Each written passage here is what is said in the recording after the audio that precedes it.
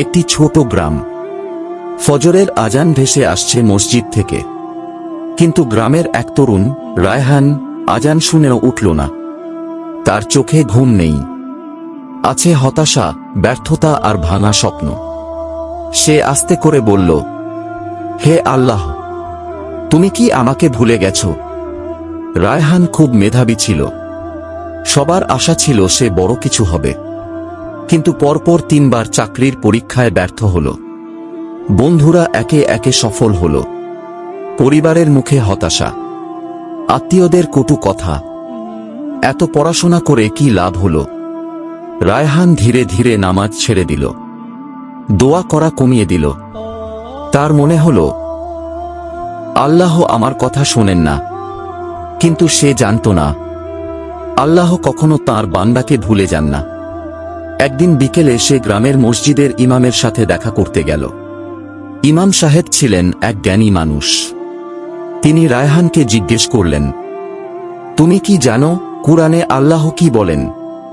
তিনি পড়লেন, আমার বান্দারা যখন আমার সম্পর্কে তোমার কাছে জিজ্ঞেস করে, নিশ্চয়ই আমি নিকটবর্তী। সূরা আল বাকারা।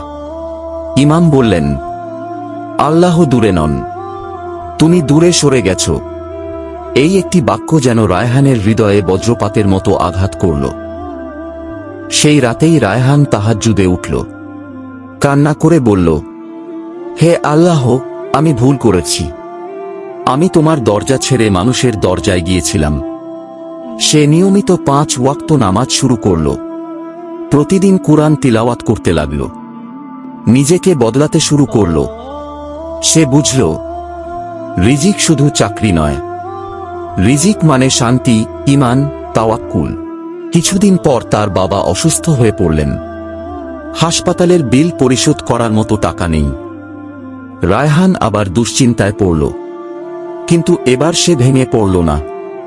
সে মনে করল, যে আল্লাহ মাছের পেটের অন্ধকারে নবীকে রক্ষা করেন, তিনি আমাকে কি দেখবেন না? সে স্মরণ করল ইউনুস নবীর এর ঘটনা। যখন তিনি গভীর সমুদ্রে মাছের পেটে ছিলেন, তখন তিনি পড়েছিলেন, লা ইলাহা ইল্লা আনতা সুবহানাকা ইন্নী কুনতু মিনাজ জালিমিন। আল্লাহ তাকে উদ্ধার করেছিলেন। রায়হানও সেই দোয়া পড়তে লাগল। কয়েকদিন পর এক পুরনো শিক্ষক তাকে ফোন দিলেন। একটি প্রতিষ্ঠানে শিক্ষক প্রয়োজন। তিনি রায়হানের নাম সুপারিশ করেছেন। ইন্টারভিউ হল। এইবার রায়হান আত্মবিশ্বাসী ছিল, কারণ সে জানত ফলাফল আল্লাহর হাতে। কয়েকদিন পর নিয়োগপত্র এলো। সে সিজদায় পড়ে গেল। কাঁদতে কাঁদতে বলল, হে আল্লাহ, তুমি কখনো দেরি করো না, তুমি সঠিক সময়ে দাও। চাকরি পাওয়ার পরও রায়হান বদলায়নি। সে মসজিদে সময় দিত, গরিব ছাত্রদের ফ্রি পড়াত, বাবার চিকিৎসা চালিয়ে গেল। একদিন তার বাবা বললেন, বাবা, তুমি এখন সত্যিকারের সফল।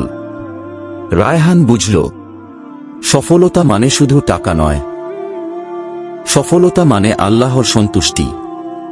এই গল্প আমাদের কি শেখায়?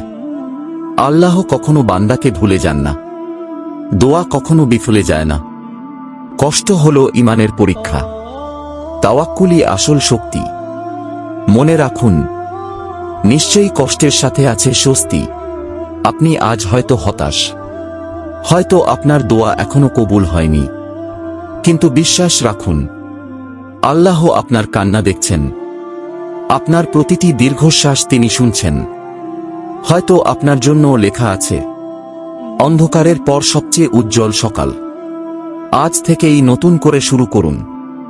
একটি সিজদা, একটি আন্তরিক দোয়া আপনার জীবন বদলে দিতে পারে।